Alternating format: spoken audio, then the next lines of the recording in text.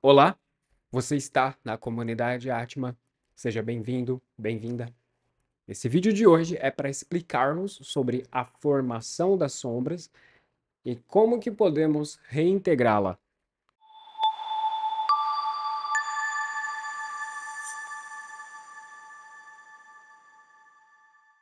Bom, o propósito de estar gravando esse vídeo é porque é uma jornada que eu também estou passando. Acredito que muitos de nós passam pela vida.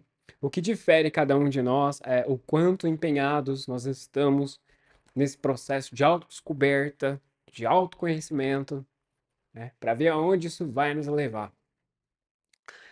Para entendermos as sombras, então, vamos entender o processo da criação, da criatura. Veja que dentro de todos nós existe uma partícula divina, que é o todo, né? A alma, o espírito. Ele paira sobre a existência, uma onda de possibilidade. Essa onda se individualiza e ela então começa a vibrar em determinada frequência.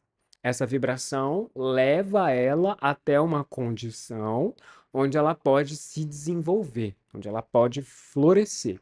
Então ela sai do mar, se transforma numa semente e a natureza semeia ela onde é mais propício que ela se desenvolva.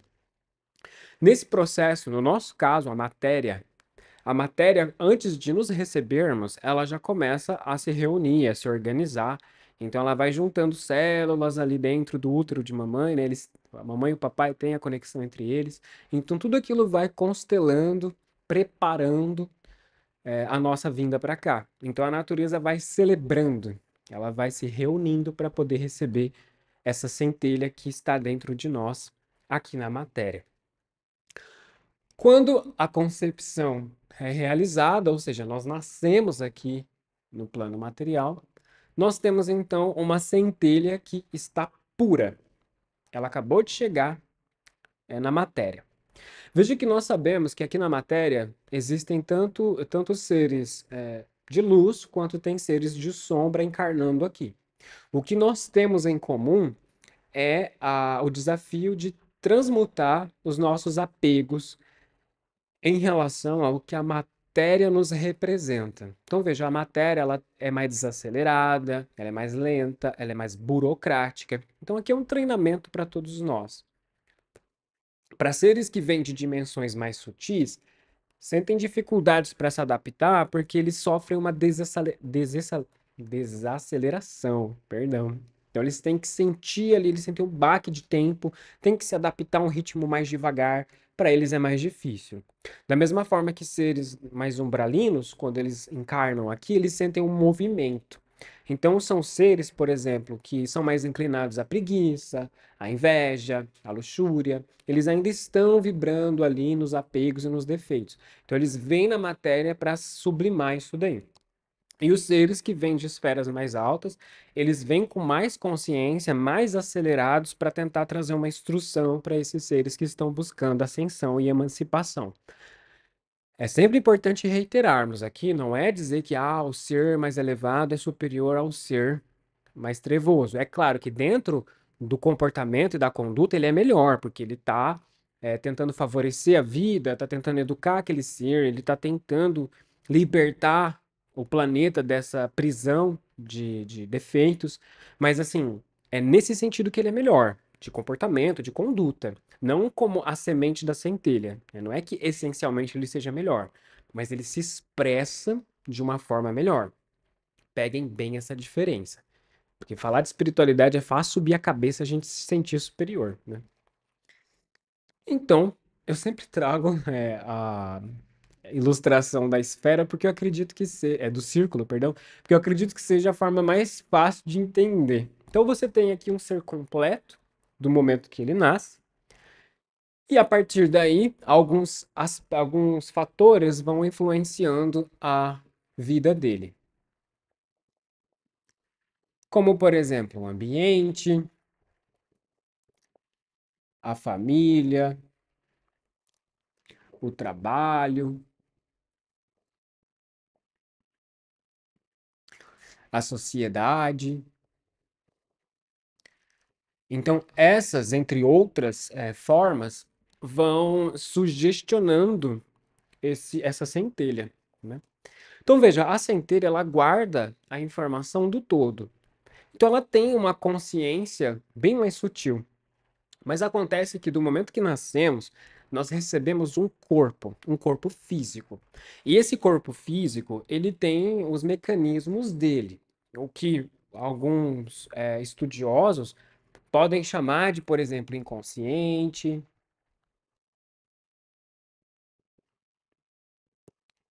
o ego e o consciente. Claro que eu resumi aqui, né, pessoal? Isso aqui é bem mais amplo do que se pensa. Como que podemos entender isso daqui então? Consciente é aquilo que eu faço sabendo que eu estou fazendo. Por exemplo, estou aqui escrevendo, olhando aqui, falando com vocês, eu estou consciente de tudo isso. É isso que faz com que a minha atenção esteja aqui. Se eu começar a divagar em pensamentos, eu caio na inconsciência. Então eu acabo não prestando atenção nem no que eu estou fazendo e não consigo dar atenção aos meus devaneios. Então eu fico fora do eixo. Esse fenômeno da inconsciência ele é muito mais comum do que se imagina. E nós lutamos justamente para transformar os nossos momentos em momentos conscientes. Muito bem. O ego, ele é aquele departamento dentro de nós que ele estrutura. Então, por exemplo, eu estou aqui te passando um conhecimento, seu ego ele vai analisar esse conhecimento, fazer um comparativo entre o que ele aprendeu, né, qual é o repertório que ele tem, quais referências ele já tem, para ele ver se esse conhecimento que eu estou te passando se encaixa em algum contexto. Se se encaixa, ele agrega. Se não se encaixa, ele descarta. Então aí você para esse vídeo porque não serve para o seu momento evolutivo. Então é ele que faz essa seleção. Dentro do processo de evolução de consciência, é muito comum que a gente considere o ego um vilão. Mas o ego não é o vilão. Ele é aquele que estrutura. O vilão é o egoísmo. É isso aqui que é o vilão. É quando nós supervalorizamos o nosso ego e nos esquecemos dos nossos objetivos, dos nossos compromissos, das coisas que precisamos fazer. Então, nós supervalorizamos quem nós acreditamos que somos e justificamos as nossas atrocidades, né? Ah, eu faço isso porque o mundo não tem jeito. Eu faço isso porque ninguém dá valor em mim. Eu faço isso porque eu já sofri demais na minha vida. Então, esse excesso de justificativa faz com que tudo gire em torno do ego. Então ele se supervaloriza, pensando que ele está no direito de fazer tudo, ele quer, tudo que ele quer. Então aí nós temos uma má formação do ego. Ele se torna egoísta. Esse é o problema. Muito bem. É, bom, aí esse indivíduo vai amadurecendo, vai crescendo, porque amadurecendo nem sempre, mas né, vivendo sempre. Esses fatores começam a sugestionar esse ego. Certo? Veja que sugestionar é muito diferente de influenciar, porque a influência ela é como se fosse mais agressiva, porque ela vem de dentro. Por exemplo, um familiar, por você ter convívio, você passa a validar muito mais o que ele está te dizendo, e você tende a acreditar no que ele está falando muito mais do que você acredita em si mesmo. Então, a palavra dele te influencia, porque ela entra em você de uma forma que você até confunde com verdade, você não tende a não questionar. Isso é um problema e acontece muito socialmente. A sociedade vai te dita uma tendência, uma regra, e você acredita sem nem questionar. Isso é uma influência. Influenciadores, né? Não é por acaso esse nome. Poderia ser sugestionadores, facilitadores, professores, mas por que influenciadores? Né? Então, claro, não é que a palavra seja ruim, mas só para vocês irem desenvolvendo esse senso de questionar por que essa palavra, o que que ela significa. Se fosse uma sugestão, a sociedade poderia te dizer: olha, eu estudei tal coisa, eu acredito que isso aqui faça sentido, reflita se isso serve ao teu contexto. Se servir, você integra. É o que a gente está fazendo aqui. Então você vê que esse tipo de aprendizado que eu estou passando para vocês, ele não é um aprendizado que é descido goela abaixo. Você não se sente sufocado pelo que eu estou dizendo. Faz sentido, é suave, mesmo que você não entenda tudo que eu estou dizendo, mas flui, porque é uma sugestão. Tô dizendo, ó, para e pensa nisso, observa isso. Então te dá liberdade para refletir. E isso é uma coisa que eu aprendi muito estudando e conversando com pessoas. É o teu ego entender que eu não tô querendo provar que eu sou melhor ou que ele tá errado. Uma coisa que nós temos que ter aqui em mente do ego é que ele quer proteger. E se ele tiver que se modificar e se tornar egoísta, defensivo para te proteger, ele vai fazer. Porque é um instinto meio que de sobrevivência, faz parte do básico, né? Então, considerando aí 2024, influenciadores, pessoas que têm pouco conhecimento e muito achismo, eles começam a influenciar esse ser, né? Começam a depositar aí suas frustrações, suas visões de mundo, suas coisas. E isso começa a fragmentar esse ser, né? Ele começa a se rachar por dentro. Quando ele se quebra através de uma crise, por exemplo, ele sofre uma perda, sofre uma desilusão, sofre um abuso, sofre uma quebra financeira, um divórcio. Quando isso acontece, é como se uma parte dele se desprendesse da essência do que ele está vivendo, e essa parte ela começa a descer. Ela desce em dimensões umbralinas. Quanto mais forte for o trauma, mais ele desce. E isso, assim, gente, a gente fala de descida e subida para vocês entenderem, ok? Então, essa descida, ela é mais descida quanto mais forte for o trauma. E ao mesmo tempo, ela desce também quando o ego não dá conta de assimilar o que aconteceu. Então, o ego se tira da equação, o inconsciente assume. Eu não sei lidar com o que está acontecendo, então eu abafo, jogo para debaixo do tapete. É um fenômeno comum acontecer. Por exemplo, pessoas que passam por grandes traumas, elas esquecem do que aconteceram porque elas não têm bagagem para lidar com o trauma. Então, quando elas começam a fazer uma terapia, alguma coisa assim, naturalmente isso vai para o consciente, porque ela já está pronta para lidar. É sabendo disso que nós não recomendamos que você faça uma regressão hipnótica ou o que quer que seja, sem ter alguém que você pode confiar por perto. Porque se você faz uma regressão, resgata um trauma da dimensão umbralina e você não tem bagagem de aprendizado, você não tem estrutura para entender esse trauma, você surta. Isso também é muito comum de acontecer. Então veja, quando a centelha vem para a matéria, ela gera uma sombra, né? E essa sombra ela se manifesta porque, no caso, quando você tem um ser que ele vem de dimensões mais sutis, ele vem com algumas coisas de fábrica. Por exemplo, ele sabe que tem que trabalhar em conjunto, ele se movimenta sempre pensando nos outros, ele tem empatia, ele tem um apreço pela natureza, um respeito pela vida. Então isso é nato. Um ser desse, quando ele vai vivendo as experiências da vida, se ele não tiver estudando, se ele não tiver se descobrindo, se conhecendo, ele pode gerar uma sombra. Porque ele acaba criando expectativa. Chegar aqui no planeta Terra pensando, poxa, então vai ser igual lá de onde eu vim, né? Bacana, coisa legal e tal. Aí ele vê que não. Desilusão. Se ele não tiver uma consciência, um ego bem formado para lidar com a desilusão, ele cai. Ele gera um trauma. Um ser, quando ele é umbralino e ele vem para a matéria, ele vem com defeitos, né? Ele tem ali costumes meio defeituosos, né? Preguiça, luxúria, inveja, fofoca, como eu expliquei para vocês. Ele gosta disso. Então, ele já tem ali uma familiaridade com o umbral. Dentro desse contexto todo, aqui nós entendemos. A sombra nasceu porque coisas tiveram que ser jogadas para o inconsciente. Na verdade, jogado para o inconsciente. Então, quando você é criança, você tem que atender a expectativa dos pais. Você anula a sua própria voz. Você jogou para o inconsciente uma vontade que você tinha, é o que chamam de recalque. Você queria ter falado uma coisa e não falou. Recalcou, inconsciente. Você queria ter feito uma coisa e não fez. Recalcou, inconsciente.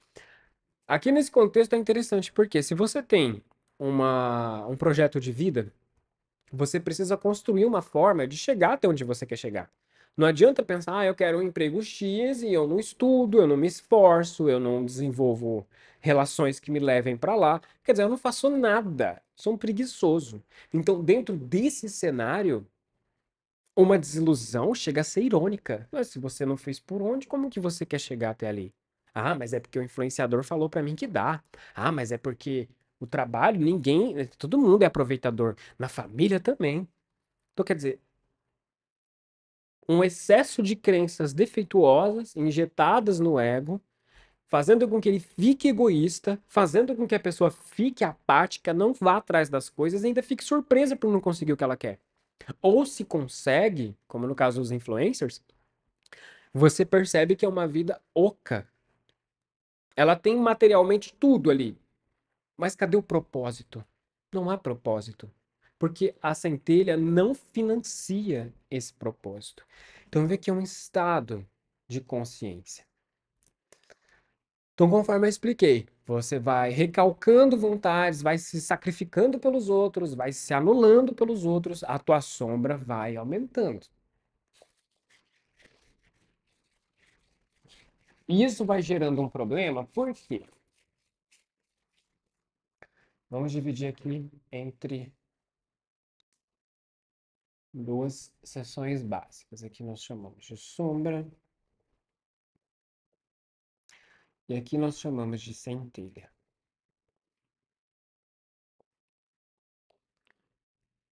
Conforme eu expliquei, você vai passando por traumas, a sombra vai aumentando de tamanho. Isso vai fazendo com que a frustração também aumente. Vai vindo aquele senso de vazio, porque há uma sensação de falta de propósito. E veja que essas crenças, como eu expliquei, elas vêm do externo. É claro que o indivíduo comprou essa ideia, então ele é responsável também.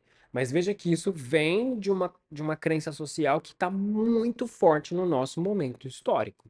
Então, as pessoas encorajam cada vez mais. Trabalhe pouco, ganhe muito. Tire vantagem do outro. Passe o outro para trás. Isso está em todos os lugares. A malandragem está reinando aqui. Então, o apelo é muito forte, né? Quando a pessoa vai lidando com as frustrações da vida dela, vê que ela não consegue o que ela quer, porque não tem quem ensine ela, quem eduque ela a de fato conquistar as coisas, ela vai se desiludindo, a sombra dela vai aumentando, a angústia vai aumentando, e isso vai despertando no cérebro uma necessidade de sentir graça. A graça não é que seja de coisa engraçada, a graça é propósito. Eu estou aqui gravando uma aula, passando para vocês aqui, é uma graça. Porque esse conhecimento que eu estou passando não é meu. Eu aprendi com outras pessoas, estou simplesmente disseminando uma coisa que me faz ter um sentido de vida. E por que que eu sei que isso não é egoísta? Porque esclarece, porque ajuda, porque traz conhecimento, porque faz as pessoas refletirem. Então, por lógica, esse propósito é divino, porque faz bem para as pessoas. E isso gera paz de espírito. Quando essa graça é corrompida pelas sombras, corrompida pela sociedade, ela pode ser interpretada pela tal da euforia, que a gente já vem falando bastante, né? É aquela graça artificial. É aquela coisa de, ai, que legal, deu tudo certo. Só que você vê que a euforia, conforme já explicamos também, ela sempre leva à depressão. É assim que você identifica um recurso artificial. Isso aqui é criado pelo ego, pelo egoísta, na verdade, né? Ele quer fazer, daí não dá certo, se desilude. Daí ele vai de novo, insiste numa coisa que não dá certo, se desilude. Daí ele vai e tenta entrar num trabalho sem merecimento, sem estudar, sem nada, sem ir atrás, se desilude. Então sempre fica nesse ciclo vicioso. Diferente da graça, porque a graça tem estrutura. Você entende do que, para quê, para onde. Você questiona. Então, uma pessoa que tem preguiça de questionar a si mesma e questionar quem ela é, naturalmente ela cai na sombra. Ela cai num processo de inconsciência. Agora, dentro disso daqui, é muito fácil a gente falar e concluir. Ah, então quer dizer que a sombra é ruim. Não. Quer dizer que a sombra, ela está guardando a nossa força. Porque a nossa força reside nela. As emoções, as coisas que nós ainda não conhecemos sobre nós. Então veja que o papel da individuação, essa questão de tornar-se um com Deus, é ser consciente de tudo isso. É você conseguir olhar suas emoções e entender qual é qual, o que tal emoção desperta em você, Aí você pensa, nossa, mas é maçante, é chato. Não, depende do contexto. Se houver sementes de preguiça, é chato. Você fala, coisa chata, eu não quero. Mas se você já está inclinado ali para um despertar espiritual, você vai olhar e falar, não, é realmente, o caminho é por aqui. Porque se eu não tenho controle disso, alguém tem. E quem é? Normalmente são as grandes empresas, as grandes corporações que exploram os nossos sonhos, que manejam as nossas fantasias, que nos tornam seres que servem, produzem e fazem, mas recebem quase nada de volta. Então é uma balança totalmente desequilibrada. É entendendo isso daqui que a é trazido, né, o adjetivo de escravidão. O ser é escravo porque ele não se conhece, ele não entende suas próprias capacidades, ele sempre está exposto nesse daqui de sonhar, sonhar, fantasiar, cair, se desiludir.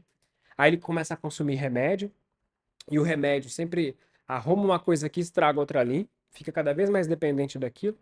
Então veja que tudo isso é um processo de fuga. A pessoa está fugindo do que significa a centelha. Porque olhando esse nome, a gente pensa, tá, a centelha, mas vamos analisar o que significa a centelha. A centelha significa pensar nos outros, ser mais justo. Todo mundo tá roubando. Eu não sou todo mundo. Todo mundo tá se aproveitando. Eu não sou todo mundo. Todo mundo tá consumindo aquilo. Eu não sou todo mundo. Todo mundo tá investindo em Bitcoin. Eu não sou todo mundo. Então, claro, dentro de cada contexto. Só dei um exemplo para vocês entenderem. Então, a decisão, ela é certeira quando ela é validada pela centelha. Como que você sabe a diferença? Sabe quando você tem um projeto de vida e as coisas parecem que se encaixam? Tudo parece que flui, parece que tudo está se encaixando. Nesse, nesse contexto, um olhar mais apurado compreende que a centelha validou. A centelha está acompanhando. E como a centelha faz parte da natureza, existe uma comunicação entre as duas. Então a natureza pavimenta o caminho para que você consiga chegar até lá de uma forma onde você sofra menos problemas. Claro que você vai ter desafios para se tornar mais maduro no processo, mas não há sadismo, diferente da sombra, que esse processo ele é muito sádico. A pessoa sofre e ela não sabe nem por que ela está sofrendo. Ela está no Ouroboros ali. Então a centelha, essencialmente, ela é a consciência. Então, para vencer as sombras, é entender que não se trata de uma guerra. Não é que você vai guerrear com a tua sombra e tirar sangue dela. É que você vai integrá-la, tornar uma. Você vê que a centelha, ela traz ali a necessidade da ordem, da lei, da disciplina, pensar nos outros, trazer virtudes, ter uma preparação para poder suportar o que é um ser divino. E aqui eu não estou falando de ser um deus. Eu estou falando de ser um herói. De ser uma pessoa justa, ser uma pessoa verdadeira, uma pessoa íntegra, uma pessoa leal, uma pessoa ponderada, equilibrada. Independente do que estiver acontecendo, ele está. Ele é. Então vê que é bem diferente do que aquele que quer ser. Ele já sabe que é, ele já conquistou alguma sabedoria. Então isso torna ele uma potência. E a questão das sombras, ela traz os nossos recalques, nossos sentimentos reprimidos, nossas emoções esquecidas. Então o papel da centelha é descer até esse umbral das sombras e resgatar tudo aquilo que foi depositado lá. Aí que entra. Como que a gente faz isso? Quando você faz uma terapia ou você conversa com alguém que entende sobre a mente, essa pessoa tem um conhecimento espiritual, e aqui eu não estou falando de religião, estou falando de conhecimento espiritual, de entender como funciona esse mecanismo todo. O que que essas pessoas vão dizer para você? Perdoa, solta, segue em frente. Isso é essencial. Mas também uma coisa que tem que ser feita é ter consciência. É o que a gente sempre traz para vocês. Alguém te feriu no passado, por exemplo, você sentiu uma traição. Só para vocês entenderem o tamanho da complexidade da consciência humana, da inconsciência humana. O simples fato de você deixar o teu filho no berço, dormindo, e você ir lá na cozinha lavar a louça, ele acordar e ver que você não tá ali, registra nele um abandono. Aí você fala, nossa, mas coisa tão simples. Pois é, a sombra, ela não tem consciência para entender que mamãe foi lá lavar a louça dos pratos que a criança sujou. ela não tem essa consciência, ela é puramente emotiva. Ela vai interpretar como um abandono. Então, a falta de consciência faz ela recalcar aquela lembrança e passar a acreditar que ela pode ser abandonada futuramente, fazendo com que ela se arme. Então, ela fica na defensiva. Ela evita dar intimidade para os outros porque ela teme que os outros a abandonem. Então, vê como é que o mecanismo vai longe. Agora, quando você entra no processo de emancipação, de superação, você começa a se lembrar de todas as mancadas que as pessoas deram pra você. Claro que você não vai lembrar de todas de uma vez, mas você vai lembrar de uma por uma. Ah, fulano me traiu. Traz a centelha. Centelha, o que que a gente tem pra aprender aqui? Por que eu fui traído? Será que eu esperei demais da pessoa? Será que eu me iludi? Ela mostrou quem ela era, mas pelo medo que eu sentia, eu não via isso? Então, quer dizer, eu fui responsável. Claro, o outro é responsável de ter me traído. Não se faz isso com alguém. Mas eu tô focando no meu processo de entender o que me expôs a isso. O que que eu tô aprendendo com isso. Então, a centelha vem e instrui, dizendo, por exemplo, não se desencante de confiar no outro porque uma pessoa te feriu. A vida é dual. Faz parte. Então não espere perfeição de ninguém. Quando você tem um esclarecimento desse, por definição, a maioria dos seus traumas se desmonta quando você sente isso. Porque se ninguém é perfeito, como que a mamãe poderia ter me abandonado? Se ela tá fazendo tudo que ela pode, mesmo que não seja a melhor mãe do mundo, porque tem pessoas que falam isso, ah, mas a minha mãe era isso, era aquilo. Fala, gente, dentro do contexto dela, da evolução dela, ela pode estar tão na sombra que ela não tá nem vendo o que que ela tá fazendo. Então ela tá inconsciente. De novo, ela não é vítima. Ela é responsável porque ela pode ter sido negligente com a evolução dela. Mas aí a gente cai no fator social. Quem encoraja o questionamento das sombras? Ninguém, quase ninguém. Hoje em dia, graças a Deus, a gente tá vendo muito canal falando sobre isso, mas a sociedade abafa isso. Nunca que você vê isso na televisão. Ah, pessoal, questione seus traumas, perdoe os pecados daqueles que estão contra você. Eles trazem isso na religião, mas é muito simbólico. Quem tem uma visão simbólica para entender uma oração do Pai Nosso? Para entender que é um elemento de chakras, para entender que é uma conexão entre dimensões. As pessoas leem assim, elas nem param para questionar o que que é isso aqui, né? Então, se não questiona, não tem validação da centelha. E se não tem validação da centelha, cai no inconsciente. Se cai no inconsciente, o que que a vida vai fazer? Vai trazer uma crise para que o indivíduo acorde. A filha acorda, acorda, acorda. Então a crise é essa sincronicidade, tentando acordar a pessoa. Se ela ignora esse despertar, o que que acontece com ela? Aborrece. A vida vai ficando cada vez mais sem sentido. E aí o que que acontece com o corpo físico? Ele implorando o prazer. Vício. Se vicia. Então veja que esse ciclo sombrio se perpetua. Aí sim a sombra começa a ficar sádica. A pessoa começa a se autodestruir, porque ela não vê outra alternativa. Ela ficou totalmente desconectada da percepção da centelha, porque a centelha sempre vai estar ali. Mas a comunicação que ela tem com a centelha se desfaz, porque as crenças dela fazem ela duvidar da existência de Deus dentro dela. Então vê como é que o negócio vai longe. E aí vocês me perguntam, Eduardo, mas o que que isso tem a ver com o vídeo? Você não disse que a gente ia aprender sobre vencer as sombras? Exatamente, pessoal. Vocês tendo consciência disso daqui já é uma vantagem que vocês têm para olhar para essas coisas e começar a soltar. Porque, olha, expansão de consciência é o quê? Expandir a centelha é também chegar até as sombras.